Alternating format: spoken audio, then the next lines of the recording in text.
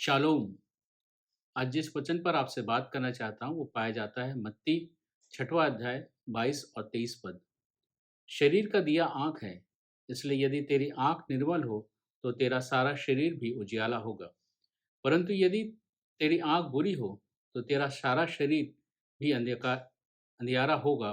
इस कारण वह उजियाला जो तुझ में है, यदि अंधकार हो तो वह अंधकार कैसा बड़ा होगा। यहाँ प्रभु यीशु मसीह आँख के बारे में बता रहे हैं, आँख के बारे में एक चेतावनी दे रहे हैं कि अगर तेरा आँख निर्मल होगी तो तेरा सारा शरीर उजियाला होगा, और यदि तेरी आँख बुरी होगी तो तेरा सारा शरीर अंधकार होगा। तो हमें अपनी आँख की चिंता करने की आवश्यकता है, क्योंकि हमारे आँख से का सीधा संबंध हमारे मस्तिष्क से है।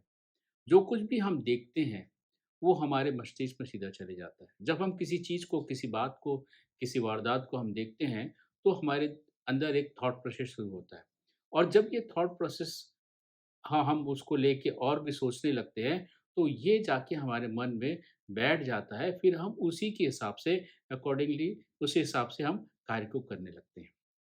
और ये इस बात पर डिपेंड करता है कि जो हम देख रहे हैं, वो पॉज़िटिव थिंग है या नेगेटिव बात है।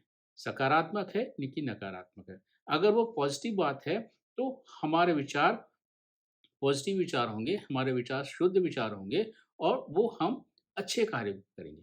लेकिन यदि वही जो हम देखते हैं, अगर नेगेटिव चीज़ देखते हैं, बुरी बात देखते हैं, तो वो हमारे मन में बुरी बातों को घेर लेता है, और हम बुरे कार्य करने लगते हैं। क्योंकि जब थॉट प्रोसेस शुरू होता है, जो हमारे विचार होते हैं, बाद में वही विचार हमारे एक्शन में कन्वर्ट हो जाता है। इसलिए हमें बहुत ध्यान देने की आवश्यकता है कि हम क्या देख रहे हैं। जो आजकल जो बड़े-बड़े मॉल्स होते हैं, वो उसके पीछे फंडा क्या है कि जो दिखेगा वही बिकेगा। ये उस सिद्धांत पर कार्य करते हैं। इसलिए हम जितने मॉल में जाते हैं, सब चीज़ उनके डिस्प्ले में रखी रहती है, और हम एक सामान लेने के जाते हैं, हम उससे 5 सामान लेके वापस लौटते हैं, क्योंकि हम उसको देख रहे हैं। देख के हमारी क्यूरियोसिटी बढ़ जाती है, देख के हमारी इच्छा बढ़ जाती है कि हम उसको लें, और हम उसको लेके चले आते हैं। उसकी आवश्यकता भी नहीं होती घर में, लेकिन वो हम लेके चले आते हैं।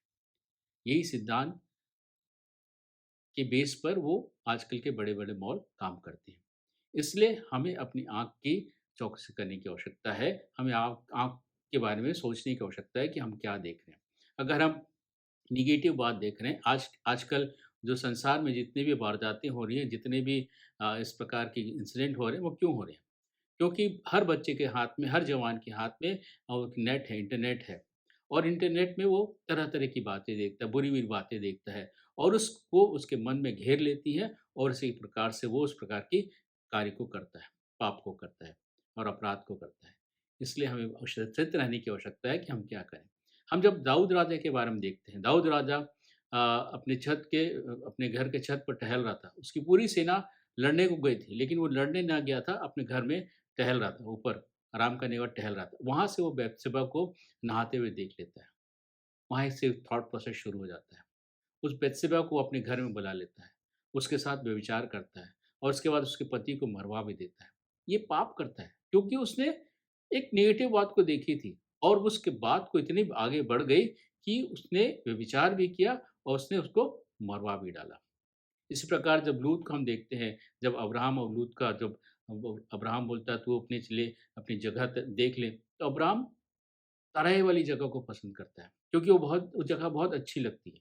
लेकिन वो तराई वाली जगह के बाद क्या था, सदोम और अमोरा का जगह था, जो एकदम करप्ट शहर था, जो एकदम बिगड़ा हुआ, जो पाप से घिरा हुआ शहर था। वहाँ जाके वो अपने आप को बसाता है, वहाँ उसके निकट वो अपने आप का तंबू खड़ा करता है, और अंत में क्या हुआ, उसको वहाँ से सब कुछ छोड़कर वहाँ से भागना पड़ा। तो ये जो हम जो देखते हैं, ये हमारे जीवन के लिए बहुत महत्वपूर्ण रखता है कि हम क्या देखते हैं।